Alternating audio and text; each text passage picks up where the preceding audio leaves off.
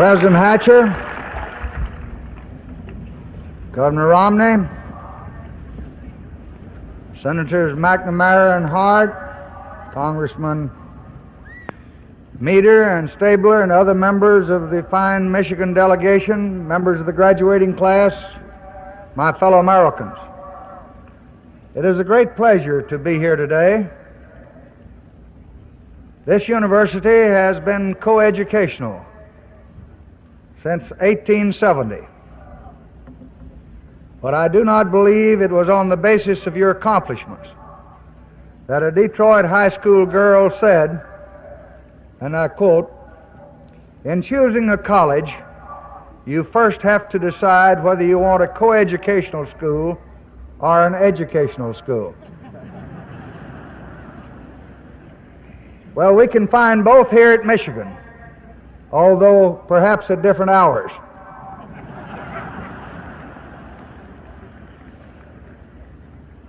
I came out here today very anxious to meet the Michigan student whose father told a friend of mine that his son's education had been a real value. It stopped his mother from bragging about him.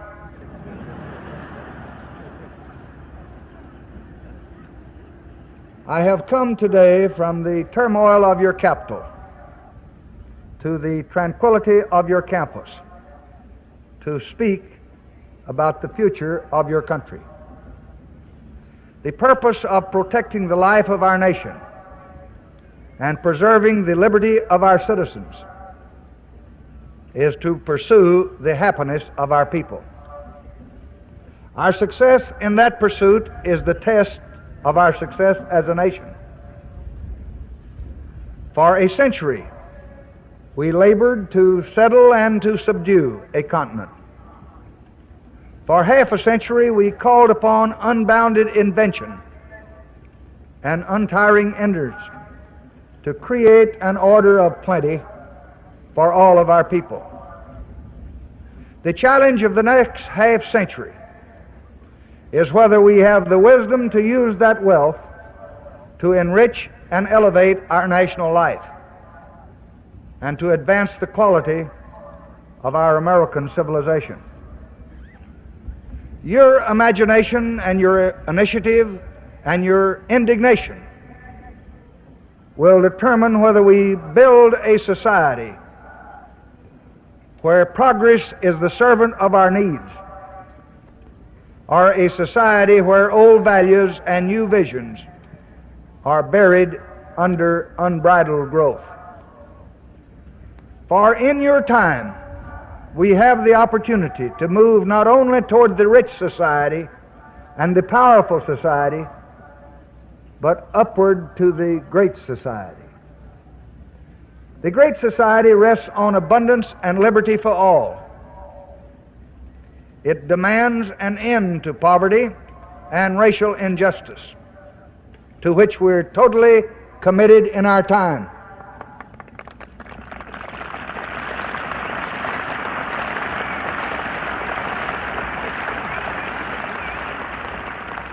But that is just the beginning. The great society is a place where every child can find knowledge to enrich his mind and to enlarge his talents. It is a place where leisure is a welcome chance to build and reflect, not a feared cause of boredom and restlessness. It is a place where the city of man serves not only the needs of the body and the demands of commerce, but the desire for beauty and the hunger for community. It is a place where man can renew contact with nature. It is a place which honors creation for its own sake and for what it adds to the understanding of the race. It is a place where men are more concerned with the quality of their goals than the quantity of their goods. But most of all, the great society is not a safe harbor, a resting place, a final objective, a finished work. It is a challenge constantly renewed, beckoning us toward a destiny where the meaning of our lives matches the marvelous products of our labor. So I want to talk to you today about three places where we begin to build the great society. In our cities, in our countryside, and in our classrooms. Many of you will live to see the day, perhaps 50 years from now, when there will be 400 million Americans, 4/5 of them in urban areas.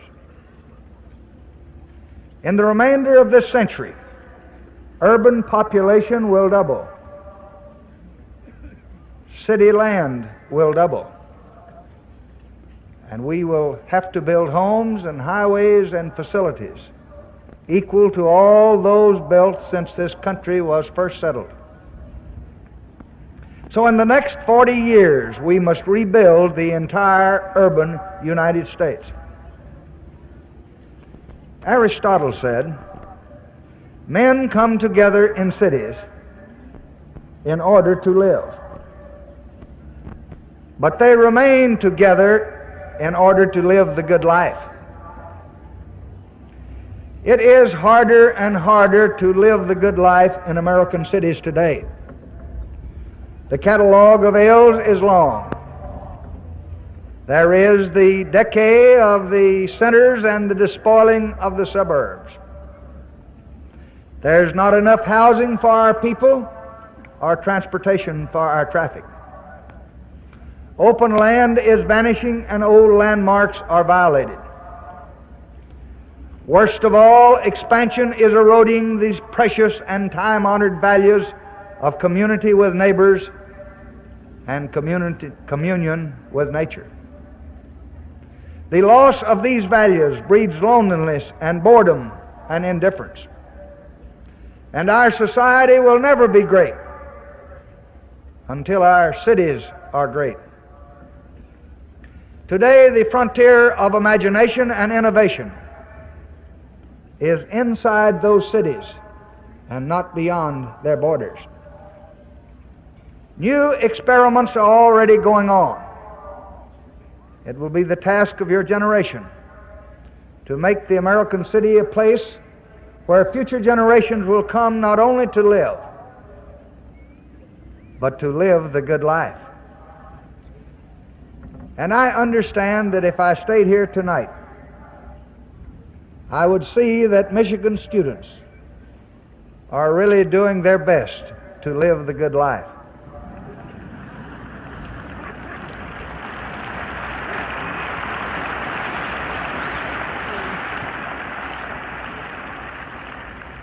This is the place where the Peace Corps was started.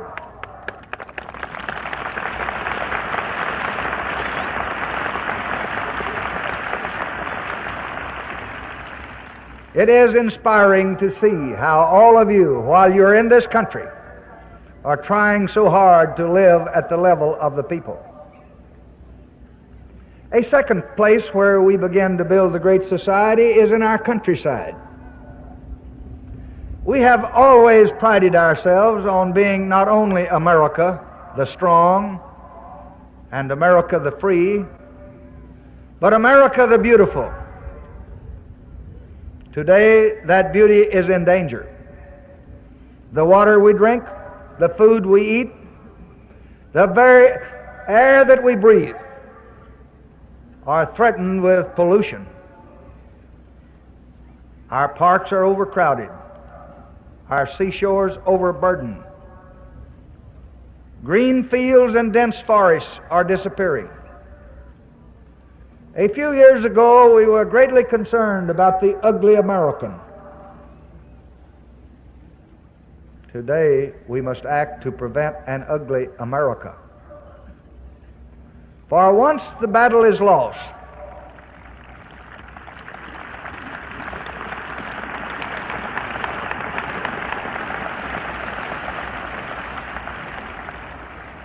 Once the battle is lost, once our natural splendor is destroyed, it can never be recaptured.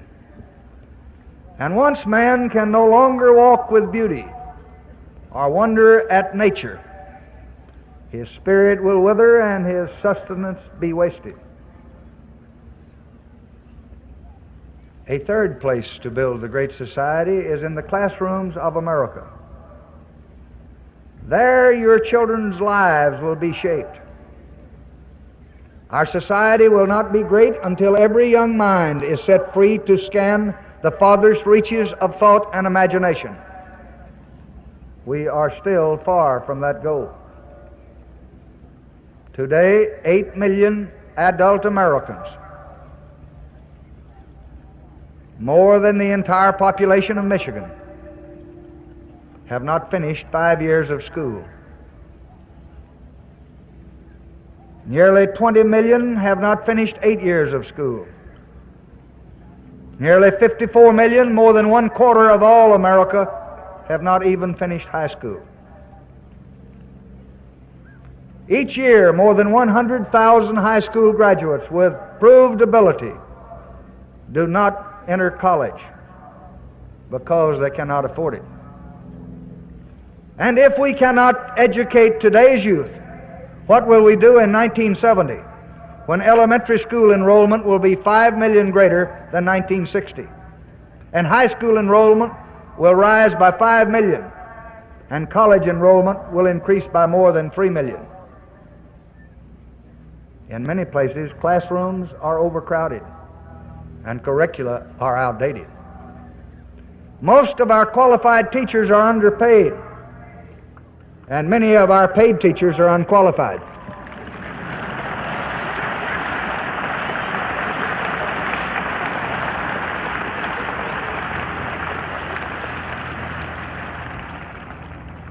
So we must give every child a place to sit and a teacher to learn from. Poverty must not be a bar to learning, and learning must offer an escape from poverty.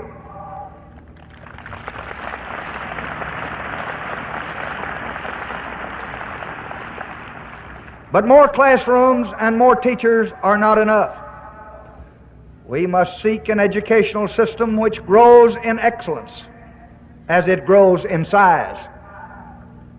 And this means better training for our teachers. It means preparing youth to enjoy their hours of leisure as well as their hours of labor.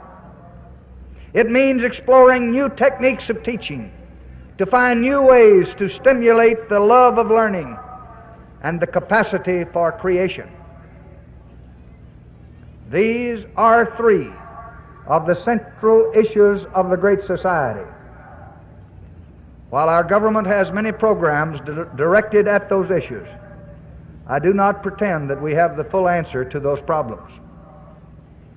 But I do promise this: we are going to assemble the best thought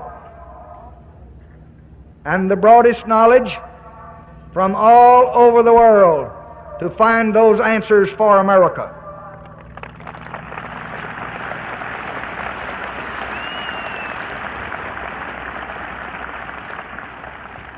I intend to establish working groups to prepare a series of White House conferences and meetings on the cities, on natural beauty, on the quality of education, and on other emerging challenges.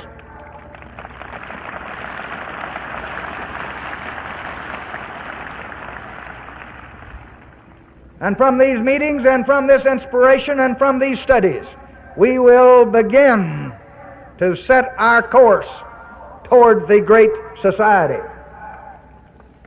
The solution to these problems not rest on a massive program in Washington, nor can it rely solely on the strained resources of local authority. They require us to create new concepts of cooperation, a creative federalism between the national capital and the leaders of local communities.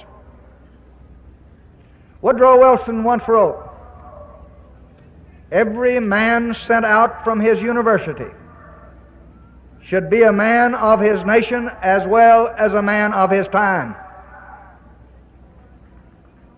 Within your lifetime, powerful forces already loosed will take us toward a way of life beyond the realm of our experience, almost beyond the bounds of our imagination. For better or for worse, your generation has been appointed by history to deal with those problems and to lead America toward a new age. You have the chance never before afforded to any people in any age. You can help build a society where the demands of morality and the needs of the spirit can be realized in the life of the nation. So will you join in the battle to give every citizen the full equality which God enjoins and the law requires, whatever his belief or race or the color of his skin?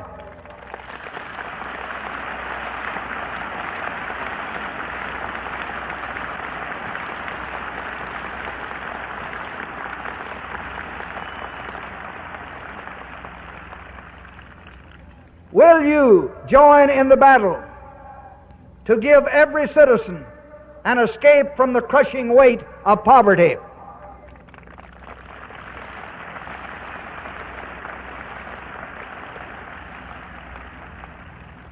Will you join in the battle to make it possible for all nations to live in enduring peace as neighbors and not as mortal enemies?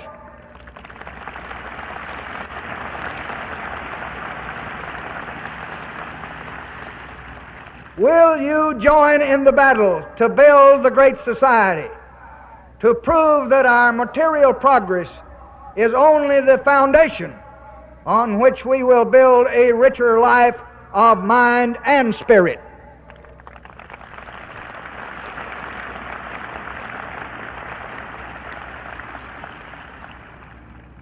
There are those timid souls that say this battle cannot be won, that we are condemned to a soulless wealth. I do not agree. We have the power to shape the civilization that we want, but we need your will and your labor and your hearts if we are to build that kind of society. Those who came to this land sought to build more than just a new country. They sought a new world. So I have come here today to your campus to say that you can make their vision our reality. So let us, from this moment, begin our work so that in the future men will look back and say, it was then, after a long and weary way, that man turned the exploits of his genius to the full enrichment of his life. Thank you. Goodbye.